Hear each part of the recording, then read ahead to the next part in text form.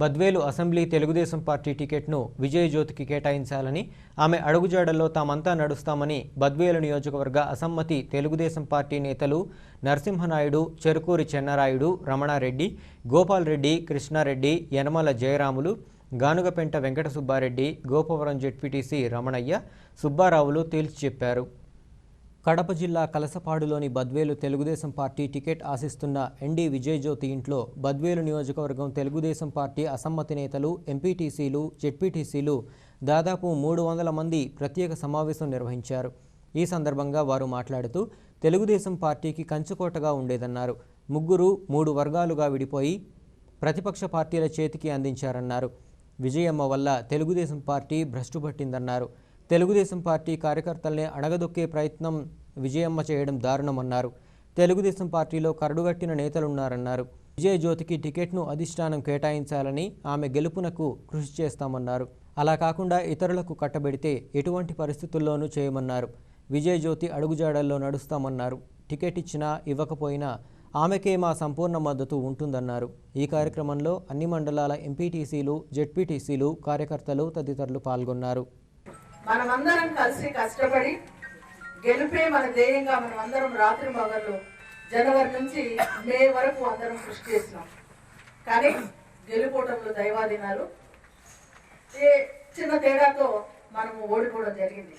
అయినా ఎప్పుడైతే నేను మీ అందరూ నా మీద ఒక నమ్మకంతో నెలల తరబడి వచ్చి అమ్మ నువ్వైతే మాకు బాగుంటుందని మీరు ఆశతో ఏ ఆశతో అయితే మీరు అడిగినారో ఆ ఆశ ముమ్ము కాకూడదు అనే ఉద్దేశంతో నేను ఎంత రైతునే ఒకటే మాట చెప్పిన, అన్నా నేను మాది రాజకీయ కుటుంబం కాదు, రాజకీయాలకి రావడం అంటే సేవ చేయడం అనే దృక్పథంతో మీ అందరి ఆశ మేరకు నేను వస్తా ఉన్నా.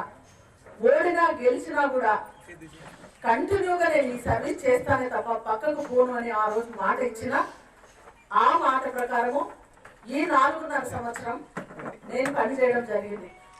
ఎవరికి పని జరిగిందో ఎవరికి జరగలేదో ఆ పక్కన పెడితే మీరందరూ నన్ను చాలా అభిమానించినారు.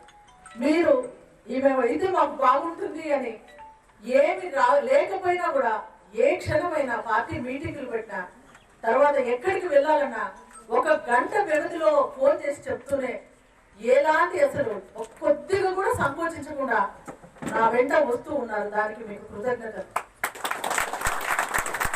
ముఖ్యంగా ఇప్పుడు ఎందుకంటే టైం అయిపోయింది, ఎలక్షన్లు సమీపిస్తా ఉన్నాయి, మన అందరికీ పేపర్లలో చూస్తూ ఉన్నాం ఏం జరుగుతూ ఉంది అనేది.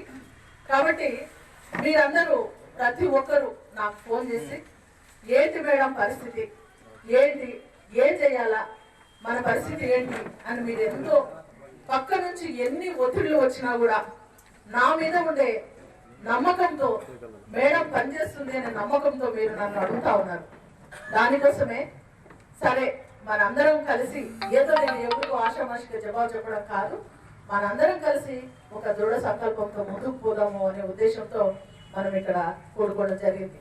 ఎందుకంటే 2 నెలల కిందట చంద్రబాబు గారు మమ్మల్ని బద్వేలు నియోజకవర్గంలో నాయకులను ముగ్గురిని, విజయమ్మ గారిని, జయరాములు గారిని నన్ను పిలిపించి ప్రత్యేకంగా ఒక్కొక్కరితో మాట్లాడినప్పుడు నేను నియోజకవర్గం యొక్క స్థితిగతులు అన్నీ చెప్పినా, గతంలో ఏ రకంగా ఓడిపోయినాం, ఎందుకు ఓడిపోయినాం అనేది చెప్పినా, ఏ రకంగా అయితే మనం మళ్ళీ ముందుకు పోగలుగుతామో చెప్పినా, వారి సంక్షేమ పథకాలు గొప్పగా ఉన్నాయి, ప్రజలలో బాగుంది, మనం తప్పకుండా గెలుస్తాము, మీ అనేటువంటి ఆదర్శమైన నాయకుడు వెంట పనిచేయడానికి నేను సిద్ధంగా ఉన్నానని చెప్పిన.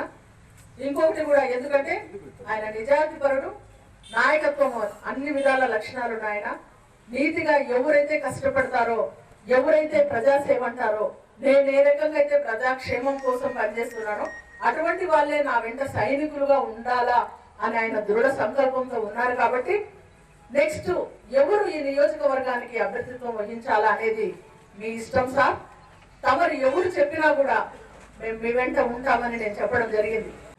తాలూకాలో తెలుగుదేశానికి ఓట్లున్నాయి. తెలుగుదేశం వీరాడి టైంలో కూడా మనం నామినేషన్ వేస్తే గెలిచేటువంటి నియోజకవర్గం, కానీ ఈ రోజు ఉంటాయి. అయితే ఏమైందంటే ఇక్కడ నాయకత్వ లోపం వల్ల మనం ఈ రోజు వెనకబడిపోతున్నాం. నాయకత్వ లోపం అంటే ఈడ గ్రూపులు అయినాయి అంటే మనం వేరే అనుకోవద్దు. ఈడ మనకు 3 గ్రూపులు అయిపోయినాయి. ఈ 3 గ్రూపులు అంటే మనమే పెట్టుకునే కాదు, ఇది కేవలం విజయమ్మ గారు పెట్టే గ్రూపులే.